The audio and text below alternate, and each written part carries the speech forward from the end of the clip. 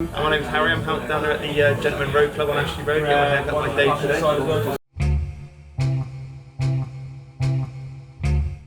Much needed, yeah. So we're going to be doing a skin fade.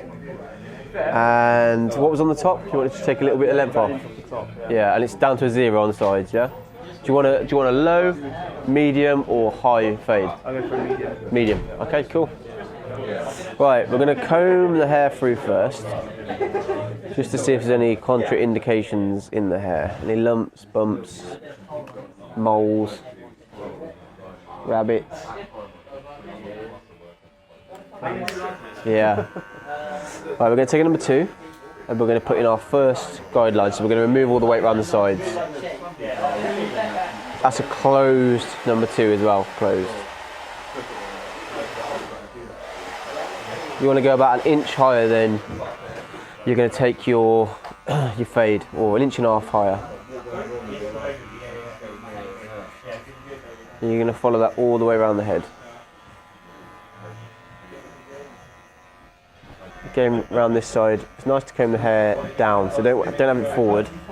Pull it down to where it's going to sit, because you're going to bring that over. And that way you're going up with the grain on the hair instead of across the grain. I want to leave the crown in as well, so I'm not going to take this high, and the fade's going to be a medium fade, but it's not going to be like an ultra smooth blend. So there's going to be a little bit of weight on the fade. It's almost like an executive contour, but without the parting.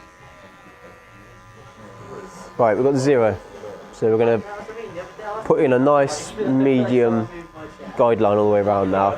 You're looking for bumps in the head, so here he's got a dip here. So I know I need to take that either above it, or I need to go below it, or kind of on it, so that I can fade out above it. I wouldn't go down here, because I know it's going to leave a lump in my fade. I can't do that. Everyone gets this whenever I Cousin's husband's airline pilot, Qatar Airways. Oh, okay. So you get stuff. Did you get to go in the cockpit? No, I don't get to go in there. No one gets to go in there anymore. So that was the bump I was on about here, look. So I've took it just above it, so that I haven't got a fade through that, because it kind of makes that hard to. It would put a lump in some distortion in the fade.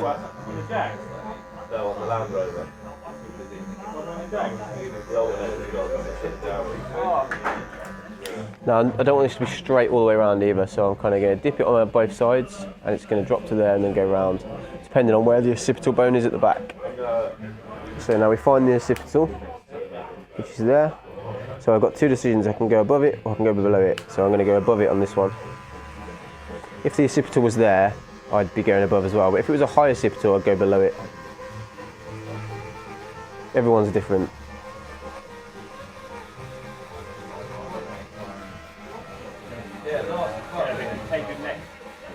So this side here and this side here, I'll connect them in a minute. This is just working as a guide for me around this side now. So I've chased it round. Another trick you can use for, it's normally hard to line up the lines on this side. So a lot of people do it by eye, or they do it by marking something on the head and take it around to the other side. You can do this. So if you come around this side of the client and you get something to measure with, so say this brush, yeah? So then you can just put your thumb there and say, right, it's that high off the ear. So if you come around to this side, I hate catching myself on there. I can do the same on here. So I know that at some point my fade's going to be to there. Just a little mark helps me work where I'm going to go. And I could see it was dipped slightly, so I'd start like that.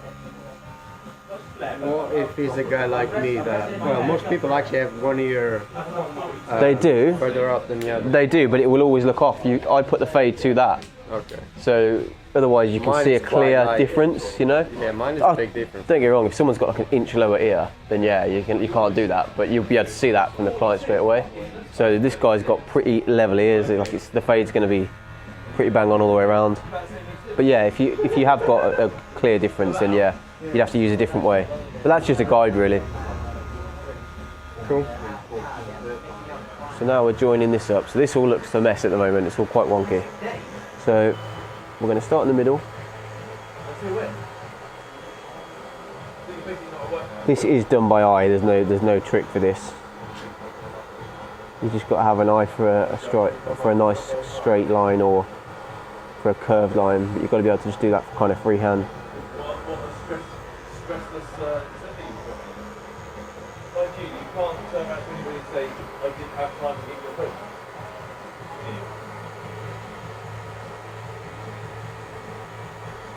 And it's just a little bit at a time. I need to take it a little bit lower on the 0. So the reason that is because the foils pull the hair if the hair's not too short. If the hair's not short enough.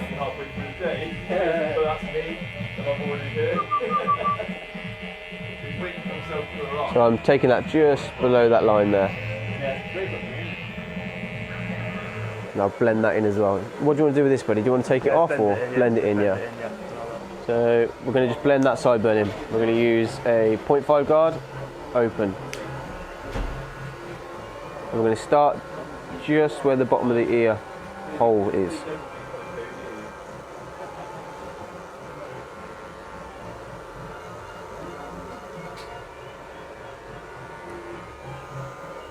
I'm just dropping that down a little bit as I go.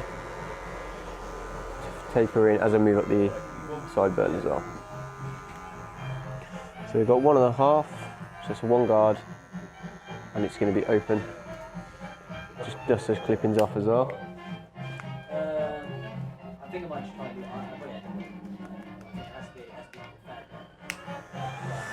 it. So we're going to put the 1 in first. So this is going to be our second guideline.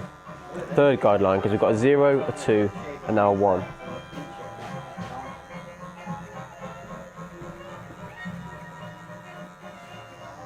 Keep this bit of hair coming around here. Don't shave that off, because that's covering the recession area. So if you take that too far back, it will make the haircut look like it's too short at the front. So I'm only taking that up 1 inch there. I'm not going straight into that.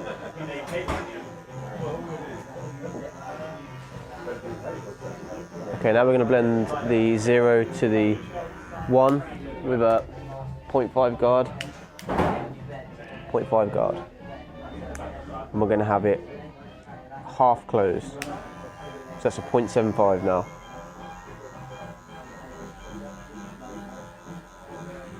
Don't worry about this yet, because we're going to deal with that in a minute.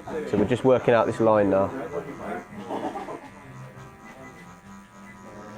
So now we've got no guard. It's fully open, so it's just a 0.5. And there's just a little bit of weight through here, look. This is going to remove that.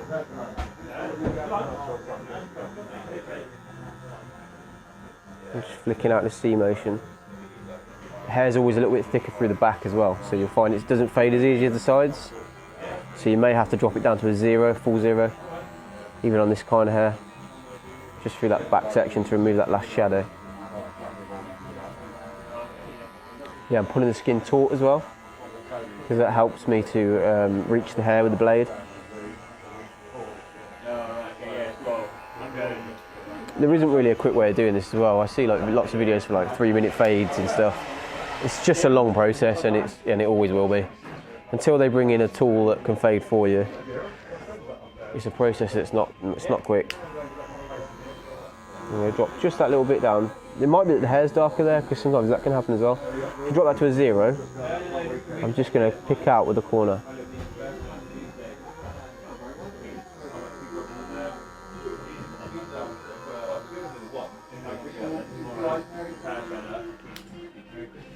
Yeah.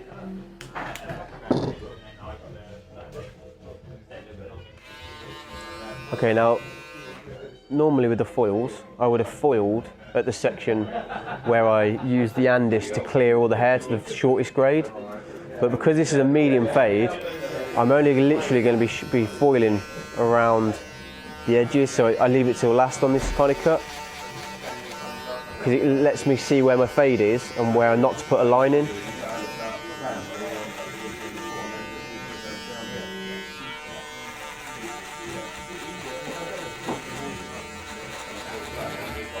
If I just feel that, I can feel that it's completely smooth, and I can feel where I haven't been with the foil, so I know I need a little bit more there. So I'm going to work with the crown first and just comb it nice and flat. So there was a little bit that was sticking up here, look, but the water's took it down. And we're just going to see how it wants to lie naturally first before we cut it. Now if the style was, say, probably another half the length of this, I clip it up and I do work in sections like that, but because it's quite short hair anyway, I don't feel the need to do that. I'm going to pull that up, and because the hair's going that way, I'm going to cut it at an angle. And I'm going to use that as a guide for my next section. So when I pull up, I'm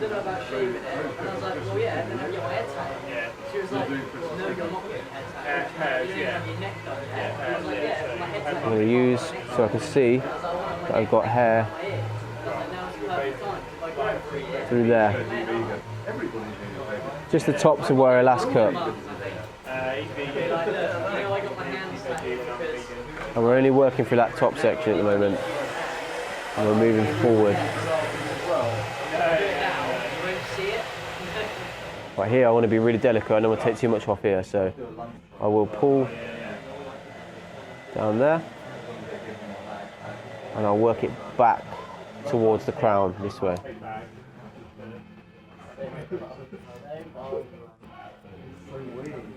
So I'm going to finish now with scissor over comb, and then I'm going to blend it with also with a 20% thinner.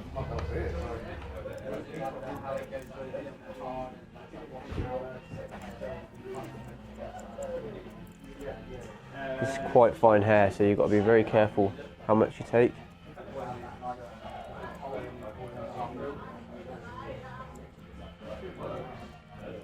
Okay, so we've got 20% thinner and a wide comb. I'm just literally taking out any, I can see there's weight here. I'm just taking it slightly above. I'm not going crazy with it. Just literally just taking out that bulk. I'll do a night shift, yeah. Yeah, not too bad.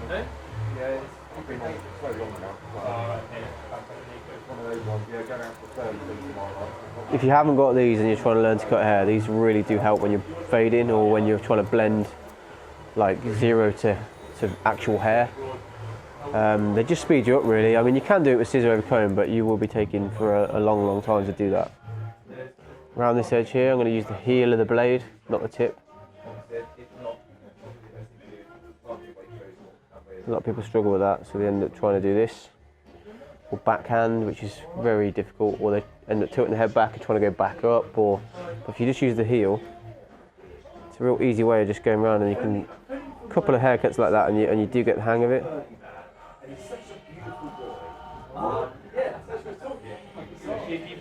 Okay, now we actually want that weight there. It's not meant to be a smooth transition all the way over. I want a bit of weight on the edges to make it look like similar to this.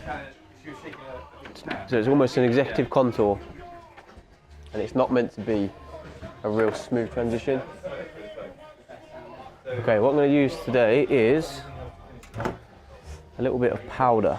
Now, because the hair is slightly thin, this powder is volumizing, and it does help make things a little bit thicker. I love the sea salt spray from Beardbrand, but it's not the tool for this. So I think Beardbrand should make one of these pretty soon.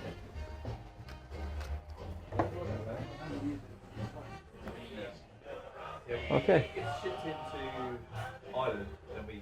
Okay. Cool. Happy? Happy? Always happy when I come in.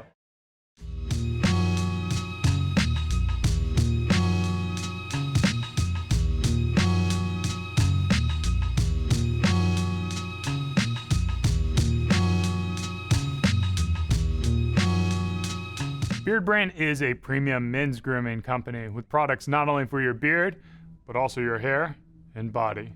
Do yourself a favor and head over to beardbrand.com and take care of yourself. Or you can stick around and watch a few more of our awesome videos.